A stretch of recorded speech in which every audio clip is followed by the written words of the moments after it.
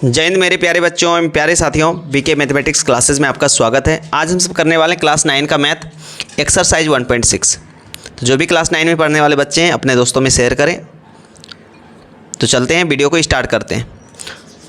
Exercise 1.6 का पहला प्रश्न मान ज्ञात करने वाला है, ठीक है। तो चलते हैं, पहला नंबर से हम बनाना स्टार्ट करते हैं। एक नंबर का जो फर्स्ट नंबर है वो दे रखा है 64 पर पावर 1/2। इसका मान कैसे परिकलित करेंगे? 64 पर पावर 1/2 है। तो आपको करना क्या है, सबसे पहला काम इसका अभाज्य गुणनखंड करना है 64 का। तो हम आशा करते हैं आपको अभाज्य गुणनखंड आता होगा। नहीं आता है तो देखिए 64 का अभाज्य गुणनखंड कैसे निकालते हैं। लघुत्तम की तरह हम बनाते हैं इसको। 2 से 32 बार में, 2 से 16 बार में कटेगा, 2 से ये 8 बार में, और 2 से ये 4 बार में, 2 से 2 बार में। ये आपका क्या हो गया? अभाज्य गुणनखंड हो गया। 64 को हम क्या लिख सकते हैं? 2 गुना 2 गुना 2 गुना 2 गुना 2 गुना 2। कितना बार आया? 1 2 3 4 5 6। यानी 64 को हम लिख सकते हैं 2 पर पावर 6, ठीक है। और उस पर पावर दे रखा है कितना? 1/2। तो यहाँ पे होल पावर लगा देंगे 1/2।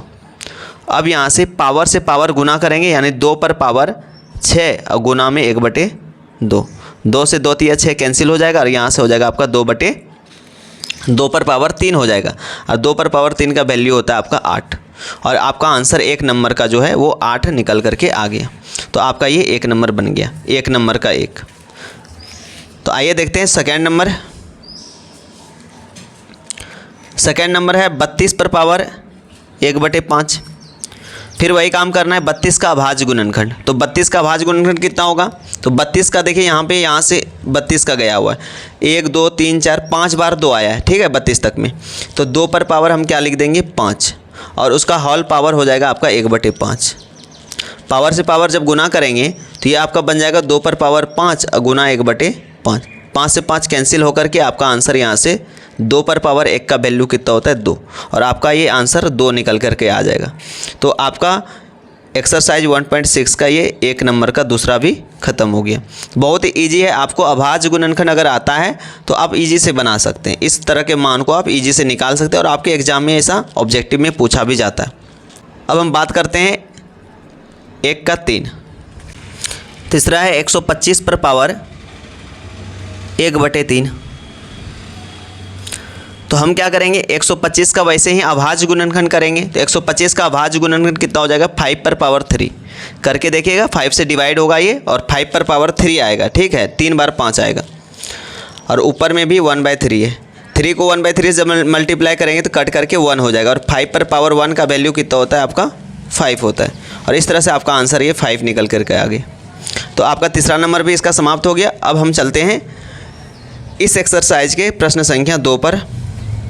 और दूसरा नंबर का ये पहला है। 9 पर पावर 3/2 है। ब्रैकेट नहीं भी है तो भी कोई दिक्कत नहीं, ब्रैकेट है भी तो भी कोई दिक्कत नहीं है। 9 का हम क्या कर लेंगे? अभाज्य गुणनखंड कर लेंगे। तो 9 का अभाज्य गुणनखंड कितना होता है? तो 3 का स्क्वायर करके देखिएगा। 3 से 2 बार में डिवाइड होगा, 3 से 3 बार में डिवाइड होगा। तो 3 गुना 3 हो जाएगा, 3 पर पावर 2। उसका होल पावर 3/2 है। तो हम क्या करते हैं? गुना में 3/2 लिख देंगे।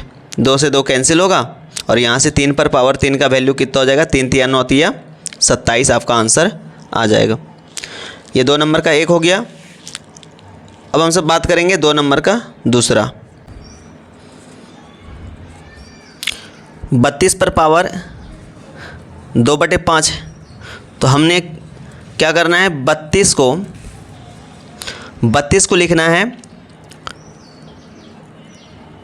2 पर पावर 5। अभाज्य गुणनखंड करेंगे तो 2 पर पावर 5 होगा, और उस पर पावर है 2/5। जब इसको मल्टीप्लाई करेंगे तो 2 पर पावर 5 गुना 2/5 हो जाएगा। 5 से 5 कट जाएगा, 2 पर पावर 2 बचा, और इसका वैल्यू 2 दूनी 4 निकल जाएगा। इसी प्रकार से तीसरा नंबर देखते हैं। 16 पर पावर 3/4 है। तो 16 का हम लिखेंगे 2 पर पावर 4 आएगा। अभाज्य गुणनखंड हमने सिखाया है, कर लीजिएगा, ठीक है। उसका होल पावर 3/4 है, तो लिख देंगे 3/4। अब यहाँ पे पावर से पावर जब मल्टीप्लाई करेंगे तो ये पावर में 4 है, बटे में 4 है। तो ये 4 से 4 क्या हो जाएगा? कैंसिल होकर के 2 पर पावर 3, और इसका वैल्यू निकल के आ जाएगा आपका 8। 2 गुना 2 गुना 2 कीजिएगा तो आपका हो जाएगा 8। 125 पर पावर है माइनस का 1/3। अब माइनस लग गया तो आप सबका तो हालत ख़राब हो गया होगा, लेकिन नहीं, हमको क्या करना है, वही कार्य करना है जो हम करते आ रहे हैं।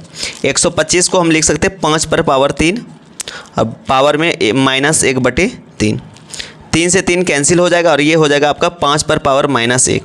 और 5 पर पावर -1 को हम क्या कर देंगे, माइनस जब भी ख़त्म करते हैं तो ये पलट जाता है, तो 1/5 हो जाएगा और ये आपका आंसर 1/5 निकल करके आ जाएगा।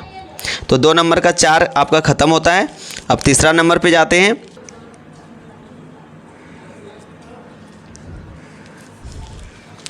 अब हम सब बात करेंगे प्रश्नावली 1.6 का प्रश्न संख्या 3 नंबर का 1। इसमें कुछ अलग करना है। ये 2/3 इंटू 2 पर पावर 1/5।